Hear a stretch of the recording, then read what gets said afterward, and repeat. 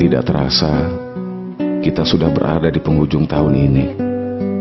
Suka, duka, tangis, tawa, sedih dan bahagia pernah kita alami. Kesenangan dan kekecewaan pernah kita rasakan.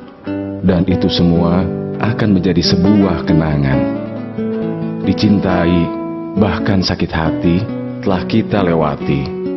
Dan kita jadikan pelajaran sebagai bahan introspeksi diri. Banyak keinginan dan harapan yang belum kita capai. Semoga tahun depan semuanya bisa kita gapai. Kegagalan tahun ini kita jadikan sebagai hadiah terindah dalam hidup kita.